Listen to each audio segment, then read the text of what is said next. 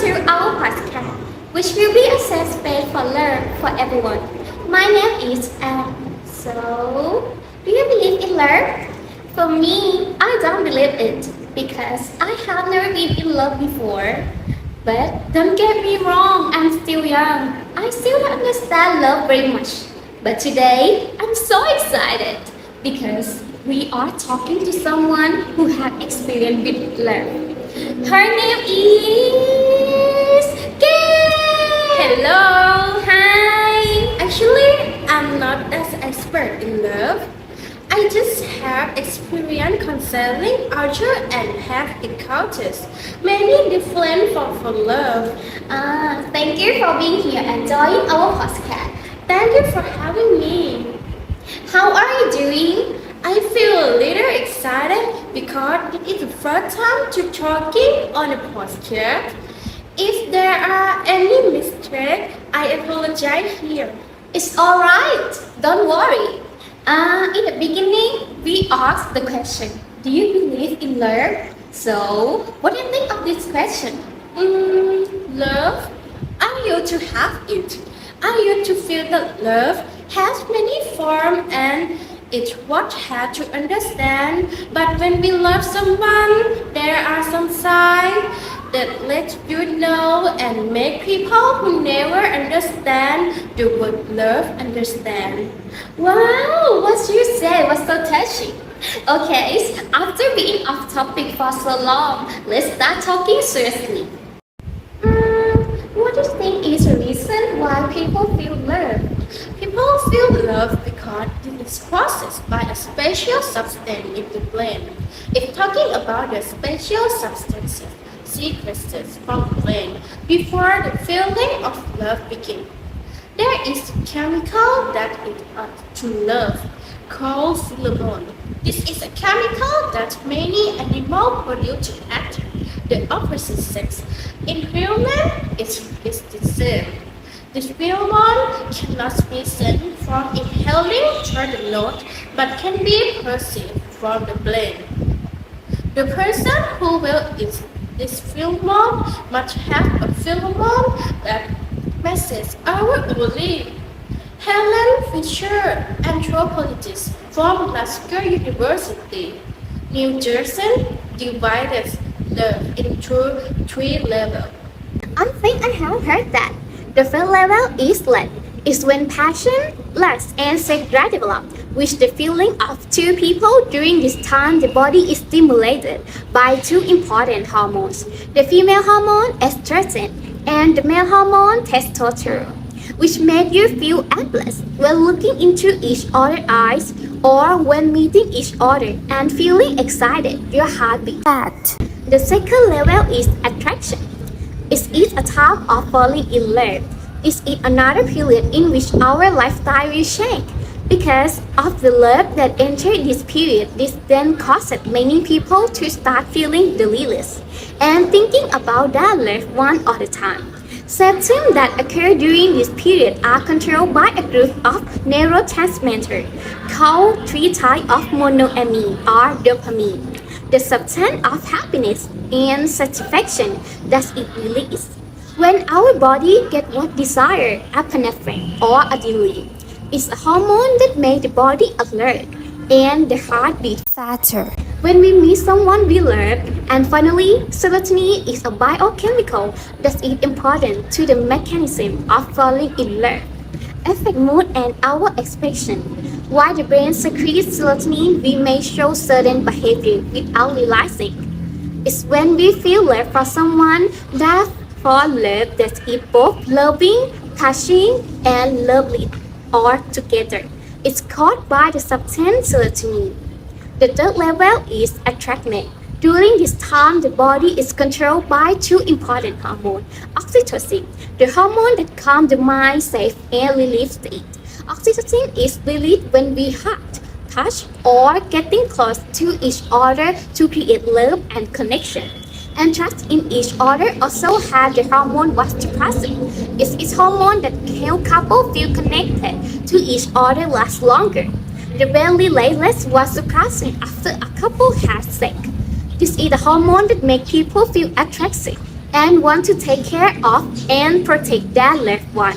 Auto love is a chemical reaction that occurs within the body in response to environmental influences, but we should always understand that love depends on many other things, not just special substances in the body, but it also includes social, cultural, and learning factors.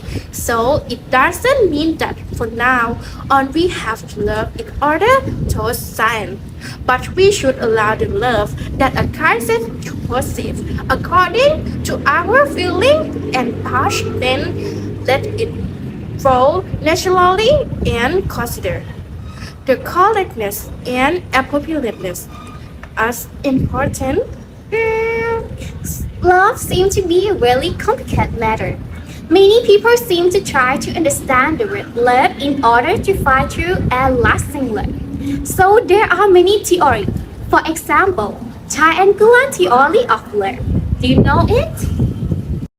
Robert Stender, a professor of psychology at Yale University, described the triangular theory of love, which explains love to three elements: intimacy, passion, and commitment. To complete love comes from having three of these elements. First, intimacy. It means a feeling of closeness, emotional connection, understanding, support, and sharing with each other.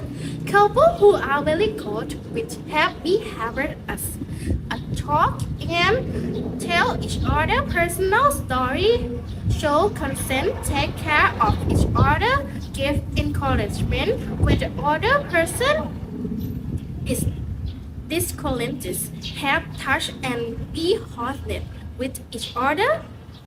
Second, passion is the path of emotion, desire, sexual attraction, and excitement. At the beginning of a relationship, couples tend to engage in behavior such as I want to be close to each other all the time. Always think about each other when you are not together. Like to look into each other's eye and touch each other's body often and feel that the other person is the most special person in the world. Third, commitment is a person's decision to love, be attached to, and be there for the other person for the long term. Although there may be obstacles or difficulties, the right couple who are committed to each other will act like this, planning the future together, willingness to sacrifice for the other person, marriage or living together as husband and wife, and the determination not to abandon each other. Your attitude toward love is very good. So, I would like to ask, what is your definition of love? For my definition of love is true and pure love. Love where two people live together comfortably and no one expects anything from the other. Just having each other every day is enough. Watching each other grow and develop in a good way.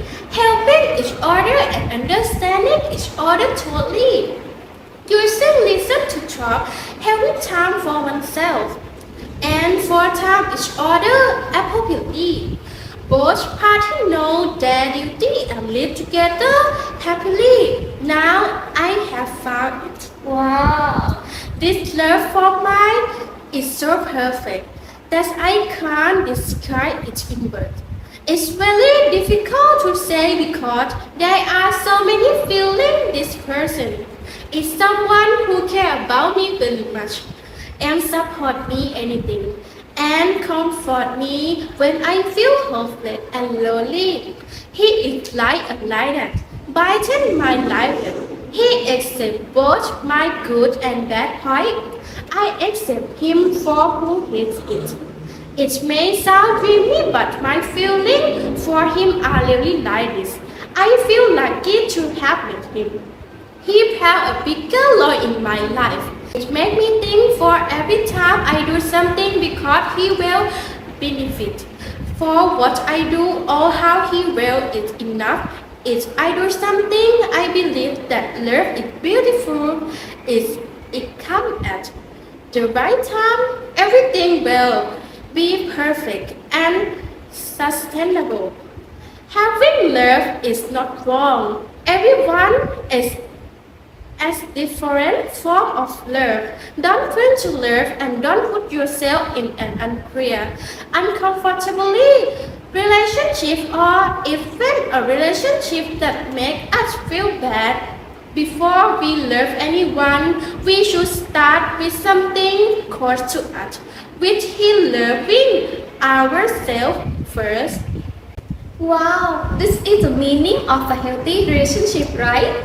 I think so. I would also like to hear your definition of love. I would like to know what perspective people who have never been in love before.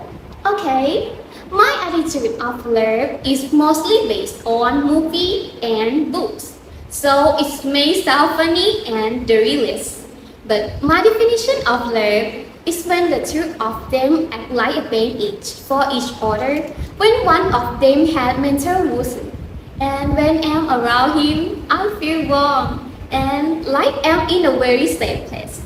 We can both show each other our vulnerable side.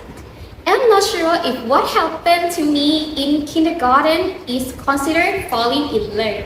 I still remember my heart beating so fast when he leaned over to tie my shoelaces when I couldn't and give me candy to comfort me when I fell down. Looking back, it's what the cutest thing that ever happened to me at that age. Wow, this was a very memorable event. Talking to you today made me realize that love can be both suffering and happiness. Everyone often thinks that when they are in love, they must be happy. But in fact, love and happiness are two different things. Because love can bring us both happiness and suffering at the same time. Plus, most of the time when we love, then we turn to suffering more than happiness.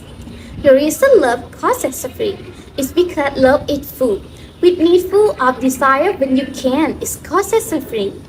If you want to understand love more and want every time you love to have only happiness, you must first know that love can cause suffering and happiness.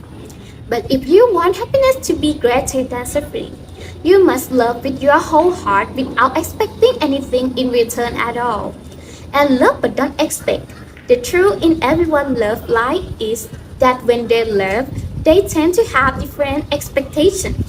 When they hope, they are disappointed. When they are disappointed, they are sad. When we are suffering, we feel pain because love becomes a circle of love then go around, an endless circle in fact. Love will not suffer or hurt at all if people choose to love unexpectedly. Love without wanting anything apart from the happiness of the people we love. But more people, love is based on our wanting ourselves to be happy. So, we expect that another person must make us happy, wanting them to be and act as we want them to be, which is impossible and it is not love, but it is just expectation mixed with our own greed. Let's enter the question and answer period. That was a question from the audience. What should I do to sustain my love for a long time? Do you have any advice? Continue the core relationship by spending quality time together. Do activities that you both like, share, dream of, help each other when the other person needs it. Build trust by keeping your words and promises. There was another message. He asked, what should I do to keep the relationship from being boring? Try to understand each other's needs. Find ways to create excitement in your relationship. Don't stick to the same old routine until boredom. Try learning new things together. Go on a date in an unfamiliar place. Switching roles and responsibility in your home, etc. Last question. Why am I still single? Because people around me always compliment me on how beautiful I am. Have you ever been in love before? You have been in love before. You may have had a bad experience with love before, which made you afraid that it will happen again, forcing you to build a wall in your mind to protect yourself from people? This reason may be the answer to this question. I had a lot of fun talking to you today. Me too. Alright, thank you so much. It's been a great conversation, and please come back to Safe Space for Love if you have time in the future. I definitely come back. Thank you for having me. Thank you. Bye bye.